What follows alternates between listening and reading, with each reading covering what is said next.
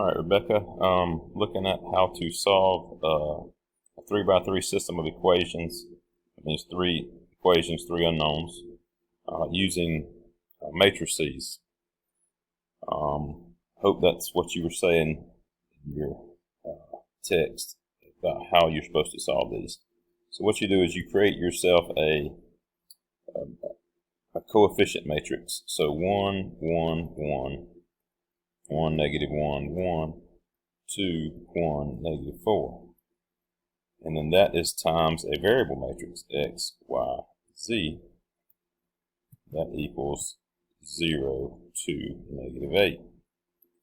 Notice that if we were to multiply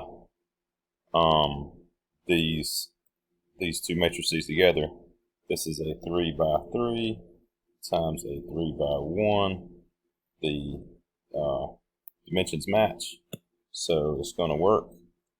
And that if we do multiply that, it would be that row times that column, which would give us 1x plus 1y plus 1z, and it equals 0. So it's the same exact thing that's written here, except that it's written in matrix format. And so that allows us to then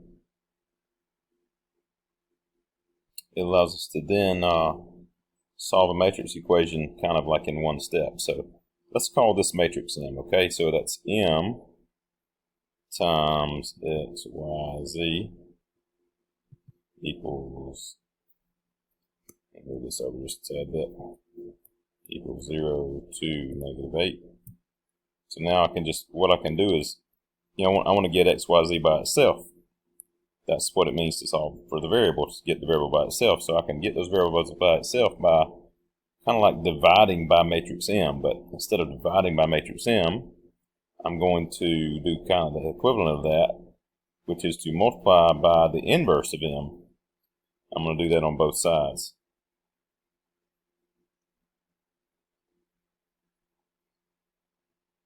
Multiply by M inverse on both sides. So that cancels that out. It leaves us with x, y, z on this left side here, which is what we want. So if we can figure out what the right side is, we will know our answers to x, y, and z. Now this is where if you have a good calculator, like a graphing calculator, like a TI-84 calculator or something like that, that would be wonderful to have, and I would encourage you to use it. You would want to go to the matrices and edit the matrices and make this guy be matrix A, make this guy be matrix B, and then after you've got these two matrices entered with these numbers, then just enter in your calculator. Just do A inverse times B, enter, and then it will calculate the answer for you, and it will give you this answer, which will be equal to x, y, and z. If you are not allowed to use a calculator, or if you don't have one or something, that's going to make it a way harder process to figure out the inverse of that matrix. Okay, so I was able to download a TI-84 emulator called WabbitEmu, W-A-B-B-I-T-E-M-U. If you don't have a TI-84 calculator, you could download this onto a laptop. Just Google that, Google WabbitEmu, and then try to follow the instructions. You may have to download a separate TI-84 ROM file, ROM image, TI-84 ROM image. You could also Google that and download one of those to make it work also with the WabbitEmu system. Anyway, let's see if I can make this work. This thing may not even turn on. Let's see.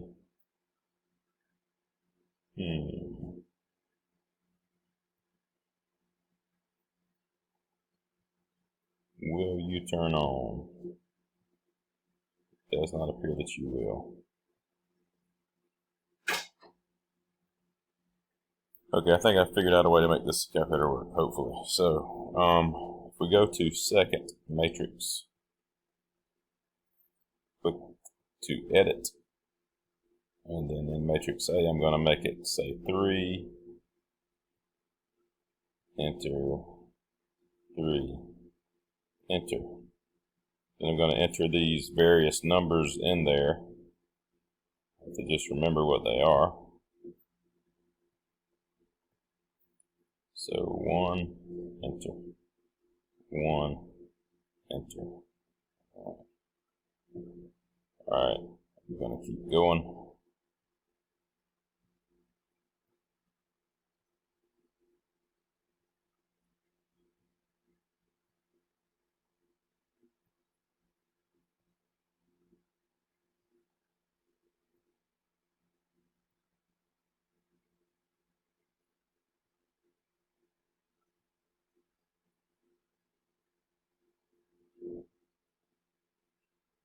Alright, so that's got matrix A. Now I'm going to go to second matrix again, click over to edit, and edit matrix B. And matrix B is going to be a 3 by 1. And matrix B is 0 to -8.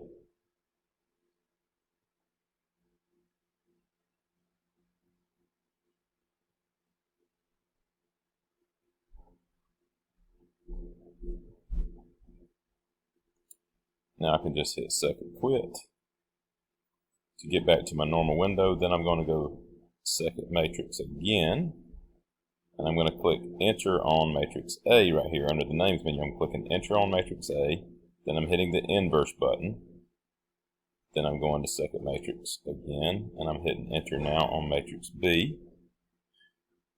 So now this is letting me do A inverse times B, and I hit enter. And that gives me the answers for X, Y, and Z. X is -1/2, Y is -1, and Z is 1.5. Alright, again, what I had to do was download from Wabbit-Emu the downloader, and then I also had to download, I had to go to tiroms.weebly.com and download this particular file as the ROM file.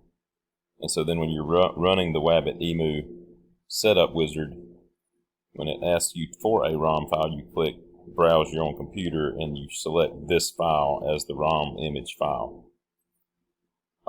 If you don't,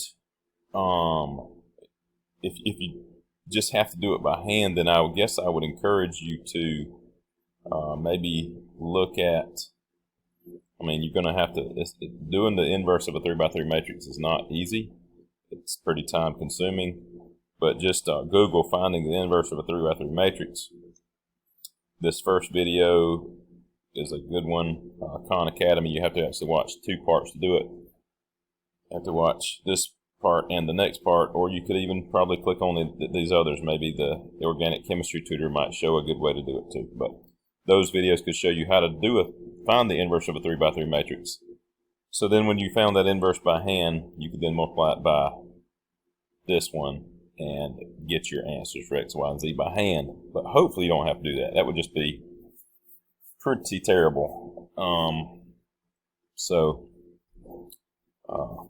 I pray you don't have to do that. Now I'm looking at your second question now. If I'm reading this correctly. It says X plus 2y, sorry, X plus 2z equals -1, -x plus 3y plus z equals 0. And I'm not sure what that last one says, but I think it says y minus 3z equals 5, if I'm reading it right. So again, we can do this the same way. We just have to put in some placeholders if there are variables missing from those particular equations. So our coefficient matrix for this first one will be 1 for the x, 0 for the y, 2 for the z. Because the y variable is not there, it's the same thing as saying x plus 0, y plus 2z. And they have to be arranged in that order every time, the same order, the x, then the y, then the z. So 1, then 0, then 2. On the next line, it'll be -1, then 3, then 1. And on the last line, it's going to be 0 for the x, and then 1 for the y, and -3 for the z. And again, I'm letting that be matrix A in my calculator, and I'm letting matrix B be these other numbers on the other side of the equal sign, -1, 0, 5. And once you get those in your calculator, do A inverse times B, and that will get you the answers for x, y, and z. Okay, and then the final, what are you doing? Thank you. The final problem is going to work the exact same way.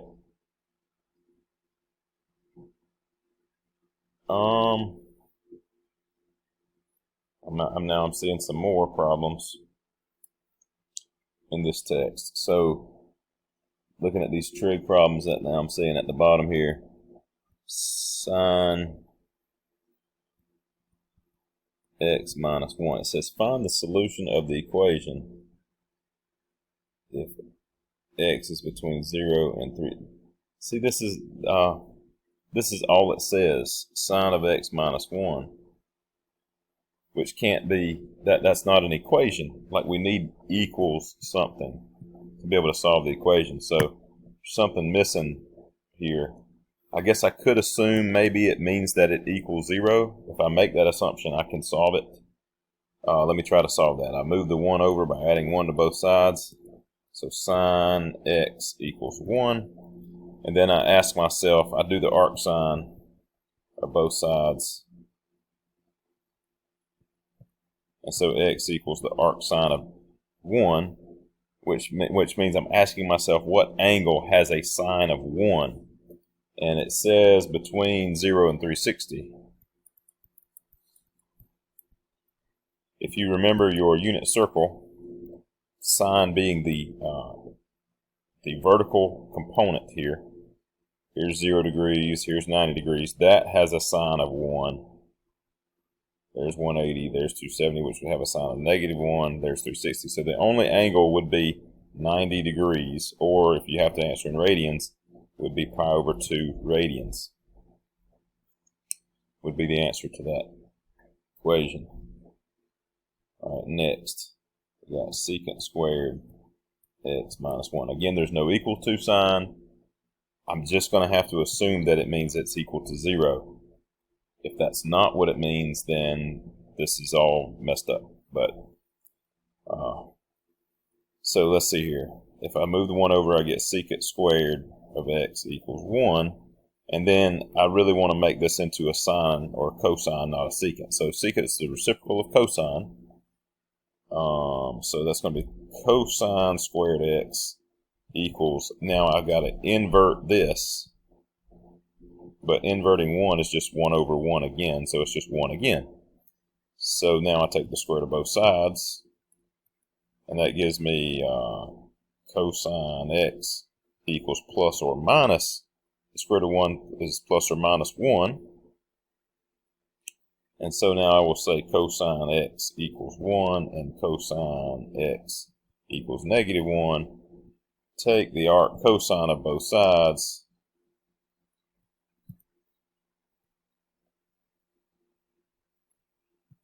And again, you can solve this by hand. You can also solve this in the calculator. Let's see if we have that web at emu up still.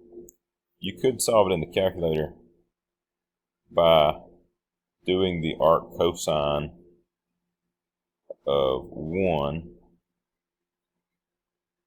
and finding it that way, which is going to be 0, and finding the arc cosine of -1. We could have done the other one this way too. 3.14, so that's pi. It depends on what mode you're in. We must be in radian mode. If we were in degree mode, so it's giving us our answers in radians. If we were in degree mode, it would give us our answers in degrees. So let me show you that. My computer ran out of space on the previous video, so hopefully, I don't know exactly where had left off. I think I had left off on showing how if we were in degree mode,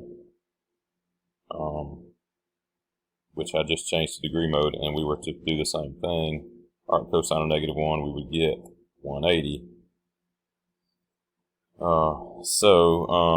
And I had already solved this, and then the video cut off, so let me redo that.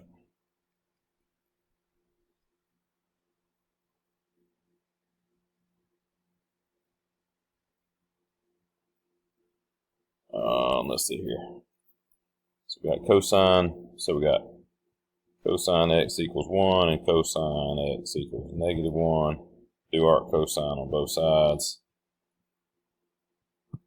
We could, as I was showing, we could solve that in our calculator by taking the arc cosine of 1 or -1, but we could also just, if we can remember our unit circle and how cosine is always the horizontal piece of the angle, then if we start at 0, 0 actually has a cosine of 1.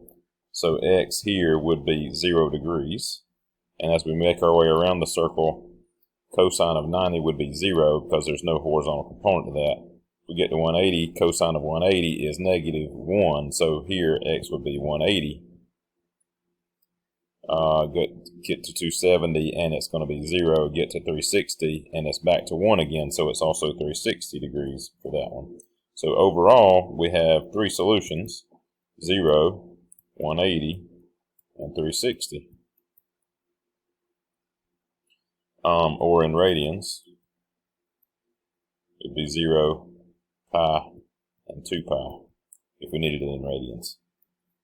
All right, the next trig equation looked like this, and it's going to be, so what I would do here, we can't have a tangent and a cotangent in the same equation, so let's change the cotangent to a tangent.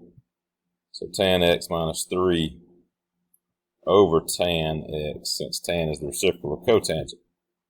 And then I would want to get a common denominator, so this is like over 1, so I'm going to multiply this by tan x on bottom and top. So that gives me tan squared x minus 3 over tan x equals 2. Now I will cross multiply here, which would give me tan squared x minus 3 equals 2 tan x. Now get everything on the same side and arrange it in standard form. So I'm going to move the 2 tan x over here by subtracting it from both sides. So it gives me tan squared x minus 2 tan x minus 3 equals 0. And now this is a factorable expression on the left. Tan x, tan x. So if you can remember how to factor these things, like these 2 terms multiply to get the first term, these next 2 terms are going to multiply to get -3 and add to get -2, which would be -3 and +1. And so now both of these things could equal 0. So tan x minus 3 equals 0, and tan x plus 1 equals 0. So move my 3 over, tan x equals 3. Take the arctan of both sides, and x would equal arctan of 3. You may have to leave it like that as your answer, but if we had to do it more, we may need to go to the calculator. Oh gosh, where's my cursor? There we go. Go to the calculator and do arctan of 3, and we get a weird angle, 71.57 degrees. X equals 71.57 degrees, if I remember reading that correctly.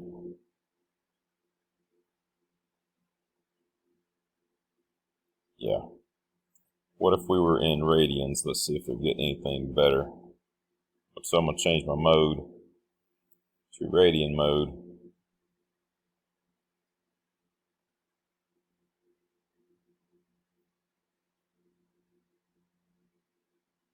And now I'm going to enter the same thing.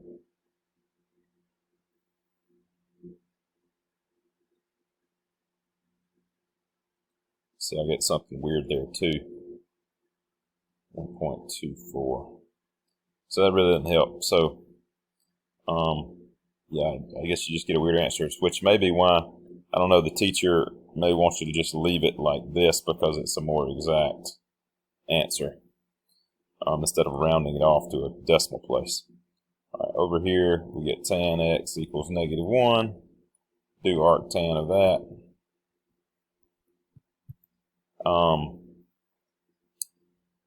If you remember, I don't know if you remember, but 45 degrees, the tangent of 45 degrees is 1. So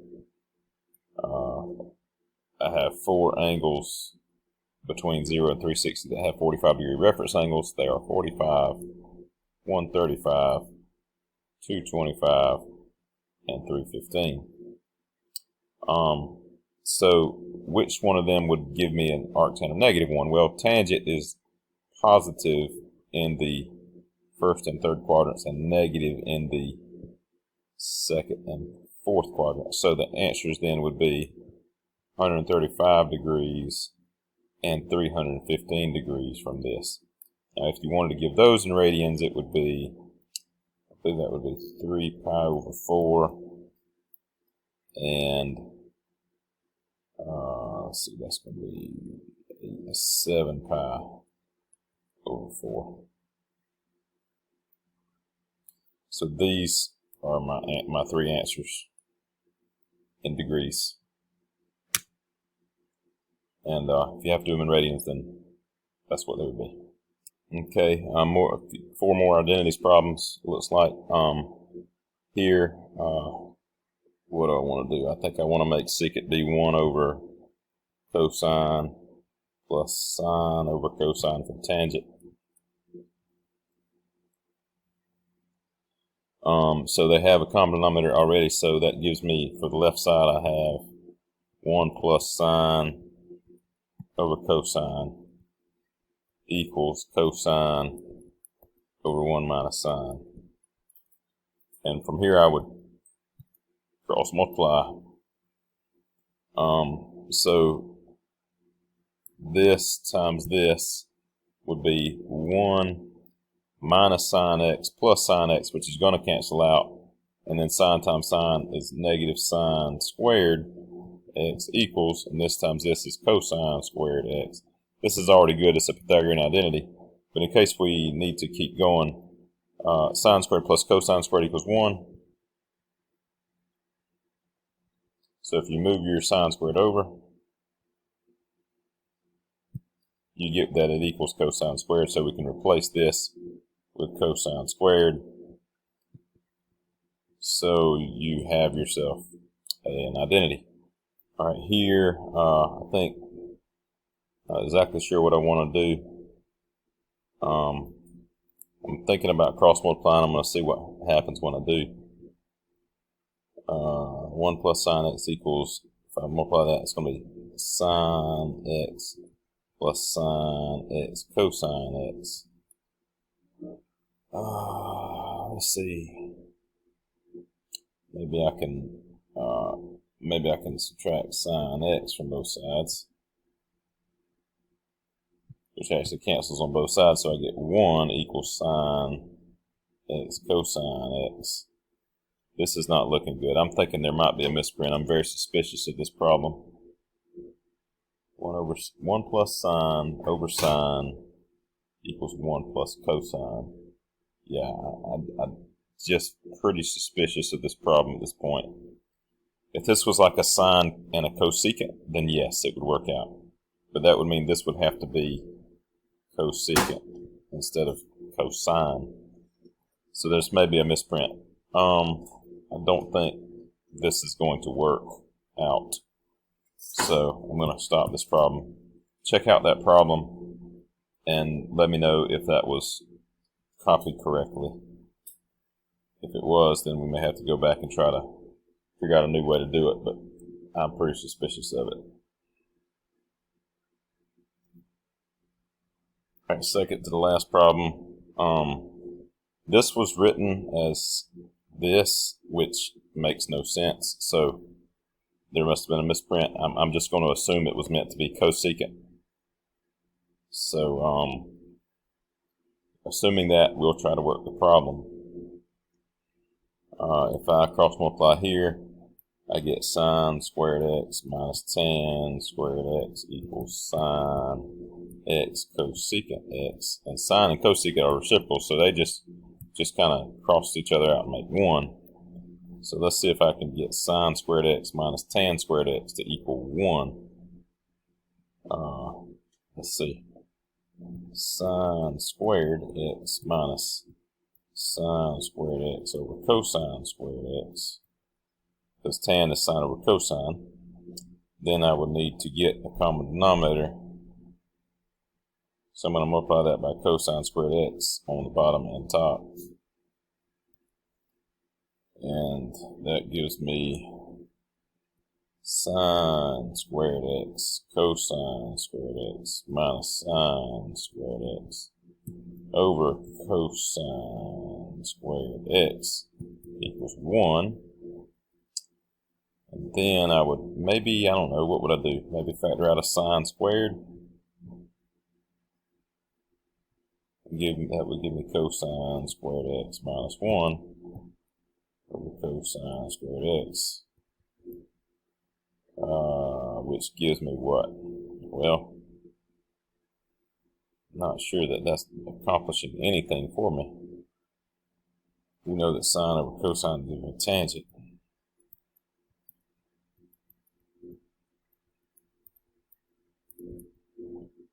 So this would be cosine squared x minus 1. No. Sine squared plus cosine squared equals 1.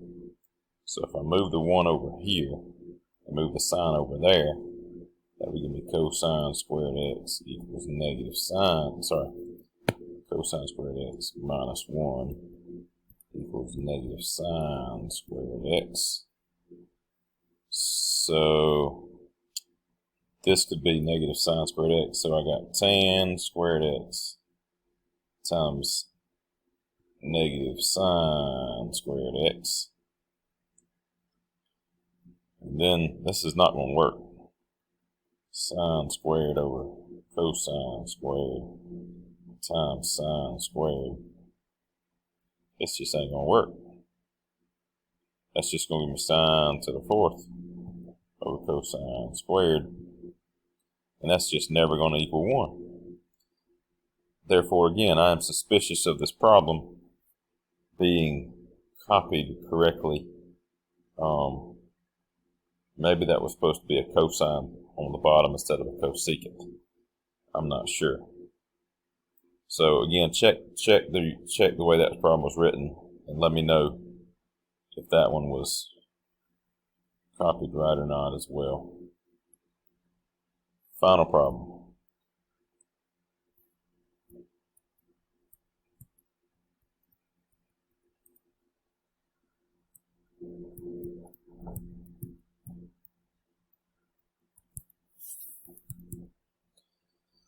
Okay. Let's see what can happen here. Here, I'm going to do something with that, because secant is 1 over cosine. So this is cosine times divided by 1 over cosine.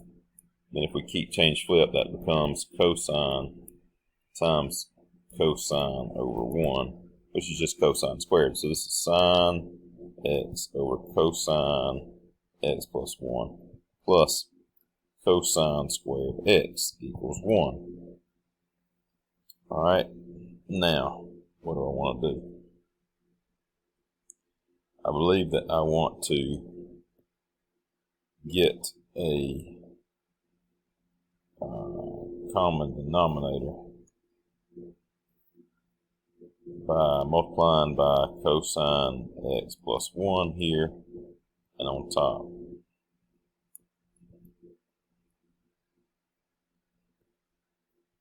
Okay, I'm a little worried about what's happening here, but we'll see. It gives me sine x plus cosine squared, cosine cubed x plus cosine squared x over cosine x plus 1. And I can what can I do now?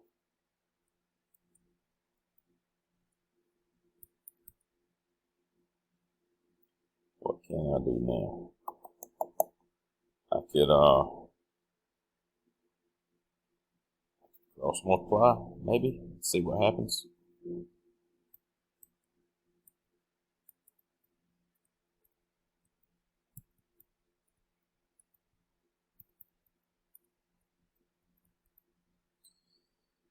Huh.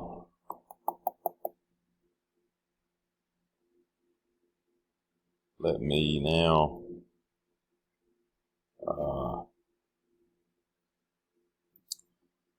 not exactly sure what to do, but I'm going to move my cosine squared over here with my 1 because I might be able to get a sine squared out of it.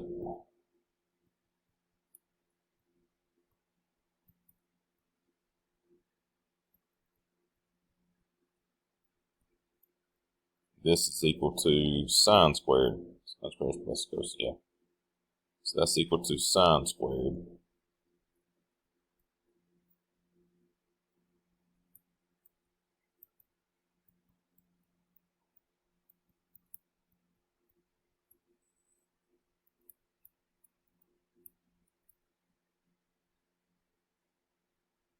Okay.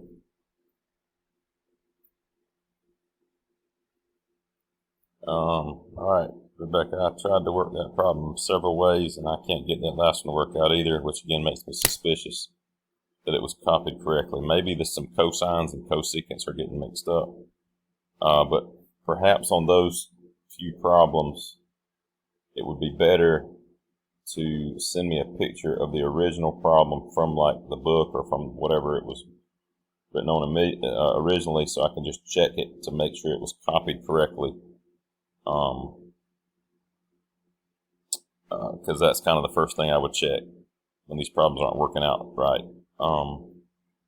So hopefully maybe this helps some, and again, let me know what you find out about the problems and whether they were actually, whether I'm looking at them correctly, whether I'm looking at the problem written the way it really is.